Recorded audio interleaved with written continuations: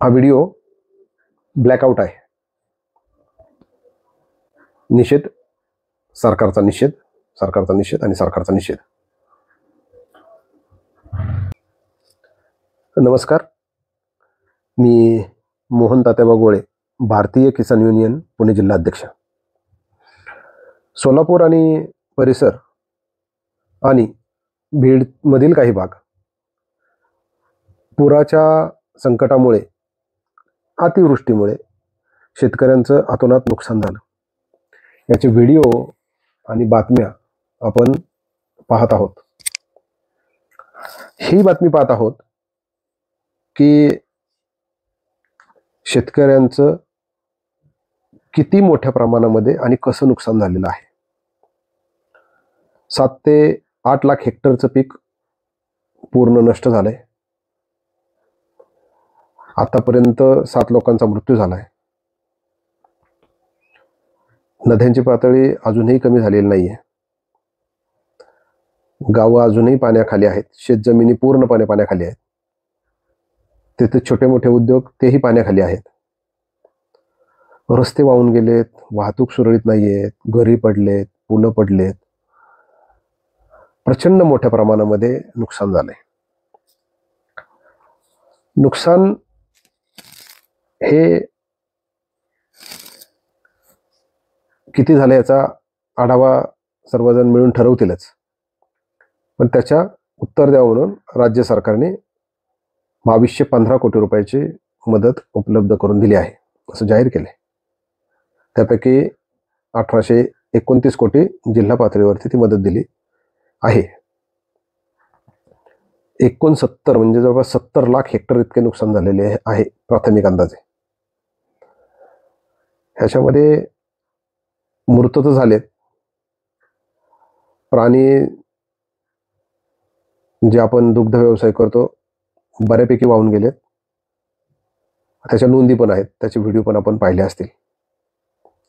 म्हणजे ही सगळी परिस्थिती आपल्या समोर उपस्थित आहे. आणि जर झालेलं नुकसान आणि सरकारी मदत यांचा गणिती भाषेमध्ये विचार केला तर प्रत्येक शेतकऱ्याला 3,500 ते 5,000च्या मध्ये मदत मिळते.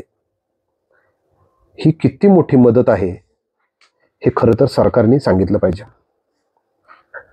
शेतकऱ्यांकडे आजच्या घडीला त्यांच्या हातात काही शिल्लक आहे का? तर काही शिल्लक नाहीये. त्यांच्या हातातोंडाला आलेला घास त्यांच्याकडनं निघून गेलाय आणि होतं नव्हतं ते सगळं संपलंय. म्हणजे घरामध्ये धान्य साठवलेलं असेल, काही वस्तू असतील, त्याही पुरामध्ये पूर्णपणे नष्ट झालेत, वाहून गेलेत किंवा खराब झालेत. म्हणजे त्यांची पुढच्या काही वर्षांची तजवीज पण पूर्ण संपली आहे. नवीन काय येईल का त्याची शक्यता संपली आहे. पावसाच्या पुराच्या पाण्यामुळे हजारो हेक्टरच्या जमिनीची नापिकामध्ये ते येईल. कारण सगळ्यांना माहिती आहे की पिकाऊ जमीन होण्यासाठी त्याचा एक कालावधी ठरतो आणि त्यानंतर ती पिकाऊ जमीन होते. त्याच्यासाठी खूप कष्ट करावं लागतं शेतकऱ्यांना. तर तीही आजच्या मितीला पूर्णपणे नष्ट झालेली आहे. म्हणजे येणाऱ्या काही वर्षामध्ये त्या ठिकाणी पीक येण्याचं प्रमाण हे नगण्य असणार आहे. म्हणजे हे नुकसान आत्ताच्या पुरतं नसून भविष्यासाठी पण खूप मोठं आहे. आणि सरकार काय करतंय? सरकार किती मदत करतंय? 3,500, 4,000-5,000 हा अतिशय निर्लज्जपणा म्हणावा लागेल. दुसरीकडे एक आपण उदाहरण देऊ. मुख्यमंत्र्यांचा वर्षा बंगला, घरातील खर्च करण्यासाठी किचनसाठी 15 लाख रुपये, बेडरूमसाठी 20 लाख रुपये, अजून किरकोळ 41 लाख रुपयाचं PWD कॉन्ट्रॅक्ट टेंडर करतंय आणि खर्च करतोय. म्हणजे ज्या लोकप्रतिनिधीला लोकांनी निवडून दिले त्यांच्या सुखसोयीसाठी, त्यांच्यासाठी नियोजन करण्यासाठी, त्यांच्या आर्थिक सामाजिक सगळ्या भूमिकेमध्ये चांगले योग्य निर्णय करून त्यांना मदत करण्याची भूमिका असावी. आणि मुख्यमंत्री त्या जागी 41 लाखाचे टेंडर काढून घरामधल्या गोष्टी आणतंय. हा विरोधाभास नाहीये का? शेतकऱ्याला कोणी वालीच शिल्लक नाही आहे का? तुम्ही फिरताय, तुम्हाला लोक प्रश्न विचारणार बांधावर गेल्यानंतर की आम्हाला काय मिळणार आहे. तर त्याचा तुम्हाला जर राग येत असेल तर तुम्ही जाऊ नका ना. कारण लोकांचा रोष, कारण तुमच्याकडेच अपेक्षा आहेत, त्याच्यासाठीच तुम्हाला लोक विचारणार आहेत. तेही तुम्हाला सहन होत नाही.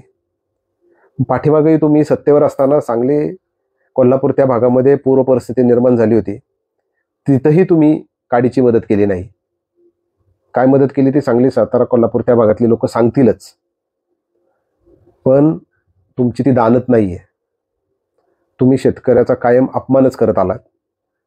तुमचं किंवा तुमच्या कोणाचं स्वप्न आहे म्हणून तुम्ही एखादा शक्तीपीठ महामार्ग स्थापन करताय आणि त्याचा एखाद्या पोर्टला, गोव्यासारख्या पोर्टला जोडताय की तिथनं शेतकऱ्यांचा माल त्या पोर्टनी जाणार आहे, त्या पोर्टला जाणार आहे म्हणून तो मार्ग बनवलाय का कोणासाठी बनवलाय ते संशोधनाचा भाग आहे.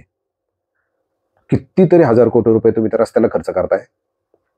तेच पैसे या शेतकऱ्यांसाठी खर्च करा, म्हणजे शेतकरी सक्षम होईल आणि महाराष्ट्राची आर्थिक परिस्थिती सक्षम होईल, जी तुम्ही पूर्णपणे खालवलेली आहे हजारो लाखो करोड रुपयाचं कर्ज काढून.